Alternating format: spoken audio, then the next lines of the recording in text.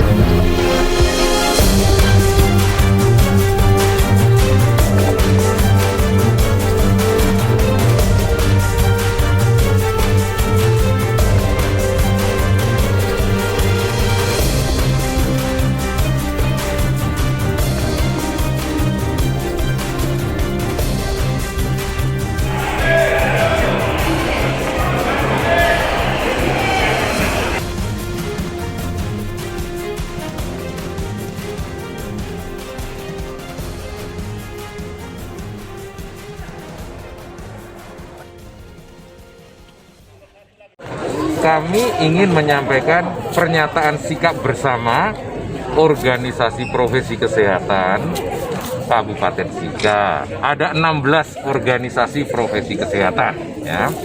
Kenapa kami sampaikan? Karena situasi pandemi COVID di Sika seperti di Jawa juga sedang naik. Kita tahu kasusnya seperti yang tadi sudah saya sampaikan di UGD, sekarang kemarin 21 antri, 5 tidak dapat tempat bed, harus duduk saja. Kita sudah buka pavilion, kita sudah second line di 2 rumah sakit, tapi masih bermasalah. Dan saat hari ini kita melakukan rapat dengan pendapat, 1 pasien COVID meninggal di UGD COVID, baru saja.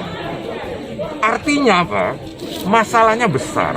Nah, tadi sudah disampaikan, si COVID yang tidak kelihatan ini sulit dikendalikan karena tidak kelihatan, musuh tidak kelihatan, bagaimana kita lawan? Kecuali kita bersatu. Kita mengharapkan persatuan, jangan sampai ada kalimat seperti ini. Ini kan nggak bener. Begitu ini keluar, anggota dewan yang public figure yang harusnya menyampaikan dukungan dan berita-berita yang berdasarkan ilmu pengetahuan, dia malah hentikan tes. Apa kalimat ini, apa dampaknya? Orang tidak mau di tracing, orang tidak mau dites, ya kan? Kemudian stop anggarannya. Maksudnya bagaimana? Dia sebagai yang mengelola anggaran, stop anggaran. Ini kan tidak rasional. Oke, Bapak Ibu sekalian, silakan berdebat di ruang yang imun ini. Tapi itu rapat dengan pendapat yang bisa dikutip oleh semua orang. Kemudian ini kan menyesatkan, Bapak Ibu sekalian. Kita sedang sulit, kemudian kenapa harus ada berita-berita? Hilangkan beritanya, bubarkan timnya. Ini saya belum, tim masih oke. Tapi begitu kemarin video lagi, nah ini kan masalah kalau dibiarkan, ya. Karena beliau public figure, banyak konstituen dan akan dipercaya. Itu saja. Saya bukan menyampaikan, yang terutama bukan ketersinggungan kami. Kami sebagai petugas kesehatan terbiasa menolong orang supaya hidup, supaya selamat. Ini jelas ada ancaman kematian di Kabupaten Sika. Itu yang kami mau sampaikan. Mau imun kah, mau iman kah, kami nggak penting. Kalian nggak bisa, tapi tolong saya meminta sebagai wakilnya. Kami wakil mereka, beliau wakil kami juga. Kami ingin menyampaikan, apakah patut menyampaikan ini? Apakah patut? Lihat, beliau mengatakan kalau penyakit jantung, ginjal, usus buntu, biayanya kecil sehingga orang tidak fokus. Yang jelas COVID. Apa bahaya kalimat ini?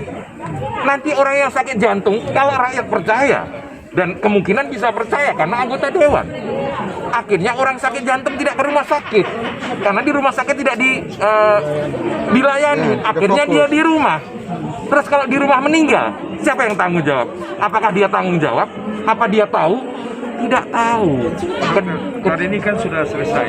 Solusi terakhir dari saudara Inakis bagaimana? Kan tadi rapat ini kan tidak ada titik temu tadi. Ya, saya sudah menyampaikan mohon empati.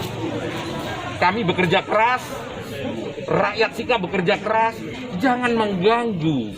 Kalau tidak bisa membantu, diam. Kalau bisa membantu, bagus. Ya, ini beberapa statement yang sangat berbahaya. Misalnya, ada pasien meninggal di COVID kan. Orang COVID tidak mau datang lagi. Akhirnya dia di rumah. Kalau di rumah apa? Menular.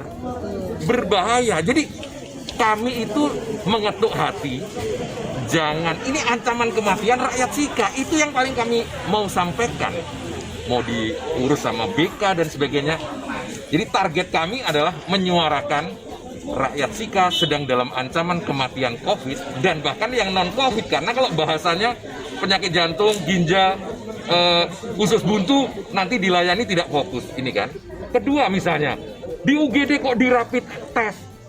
Tadi kan saya sudah sampaikan, kita di UGD harus bisa memisah antara yang COVID dan non-COVID. Kalau ini tidak kita lakukan rapid test dan pemeriksaan penunjang lainnya, dia bertemu yang COVID saya masukkan ke ruangan biasa, akhirnya di ruangan biasa ketemu pasien non-COVID, nular semua. Ketemu lagi nakes, karena di ruangan biasa nakesnya menggunakan APD tidak standar untuk menghadapi pasien COVID. Nakesnya kena, non-COVID-nya kena. Oleh karena itu, jangan memperkeruh. Kok di UGD dirapit semua? Harus dirapit di pemeriksaan penunjang lainnya supaya bisa memisahkan mana COVID, mana tidak COVID. Itu berat kami sekarang. Kami setiap hari di UGD harus menjaga. Kalau kami ceroboh, terjadi penularan di ruangan, apa nggak kamu tuntut? Masyarakat akan menuntut kami ketularan di rumah sakit. Jadi intinya Mengerti sekali masalah mekanisme di DPR. Tetapi kami tidak melihat mekanisme di DPR. Kami melihat apa yang ada di dalam YouTube. Begitu. Sampai dia ke YouTube, kami tidak tahu. Kami tidak ada urusan. Tapi menyebut nakes di dalam YouTube, itu kepedulian kami. Ya. Jadi saya lihat Diki memakai strategi the enemy is out there. Ya. Udah salah, seolah-olah orang lain yang salah. Jadi kami jangan dibodohi. Ya, kami punya rambut sudah putih. Begitu. Kalau kami tidak jaga adik-adik kami, mereka ribut. Tapi kami dengan sangat santun. Membuat surat tadi, kami bukan orang bodoh. Berkali-kali kami perbaiki. Melihat kata demi kata. Jadi kami terluka. Kami makin terluka.